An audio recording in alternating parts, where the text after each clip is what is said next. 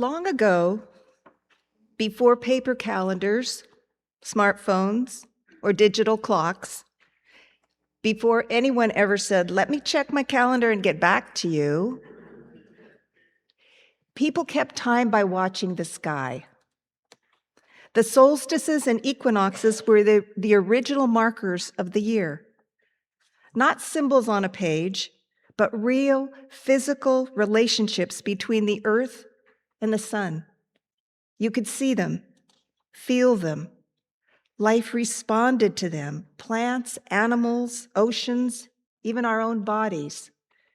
And before industrial timekeeping, people lived by what we might call organic time, the rhythm of sunrise and sunset, the phases of the moon, the turning of the seasons, and the cycles of planting, harvesting, and rest. The solstices and equinoxes formed a living calendar written in sunlight and soil. And when people aligned with that rhythm, they were moving with life instead of against it. That's one reason many ancient cultures honored the spring equinox as the true beginning of the year, a biological, astronomical, and energetic reset. So what is Ostara? Ostara is a spring festival associated with the equinox. It celebrates the return of life, the renewal of life. The word Ostara itself means east, the direction of the rising sun. Ostara is often linked to the Anglo-Saxon goddess Istra, a figure connected to spring, fertility, dawn, and new beginnings. Istra symbolized the awakening of the earth after winter, a reminder that life doesn't disappear, it waits, and then it returns. Many historians believe that some modern Easter traditions trace back to these earlier spring celebrations. Symbols like eggs and hares, both ancient signs of fertility and new life, have been part of spring rituals forever. Over time, these symbols found their way into modern Easter traditions, which explains why every spring we suddenly have an Easter bunny hiding brightly colored eggs, kind of a biological curiosity. But the deeper meaning hasn't changed.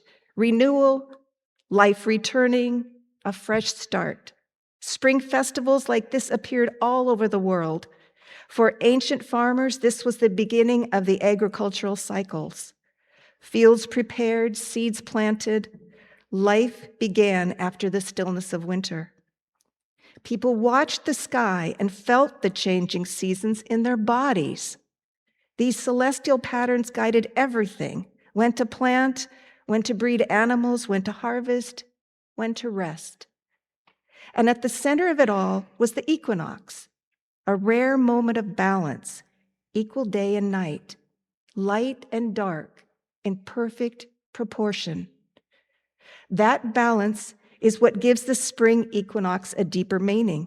It's a natural pause point, a moment to reflect and reset. So what does the spring equinox mean for us today? It invites us to do a few simple things. First, get outside. Reconnect with nature. Notice what's changing. Longer days, budding trees, the sounds of birds returning. These aren't small things, they're signals. Second, start something new. This is a powerful time to begin. A project, a habit, an idea you've been putting off. Like seeds in the ground, ideas planted now can grow into something real. Third, restore balance. Clear out what's no longer needed, physically and mentally. Simplify your space. Reevaluate your priorities. Nature is modeling balance for us. So we're invited to do the same with our body, our mind, and our spirit. And finally, embrace playfulness. Spring carries a creative energy. After months of winter seriousness, it's time to laugh, explore, have some fun. Because just as the earth turns and brings back the light, something in us turns too. Energy returns, motivation returns, possibility returns. And that's really what the spring equinox offers. Not just a change in season, but a chance to begin again. Not someday, not later, now. Because the truth is, life is always moving in cycles, growth, rest, renewal. And when we learn to recognize these cycles, we can work with them instead of fighting them. And so as the light and dark stand in balance, even if just for a moment, ask yourself, what am I ready to grow? What am I ready to release? Who do I want to become in the next season? The light is already returning. And whether we notice it or not, spring has already begun.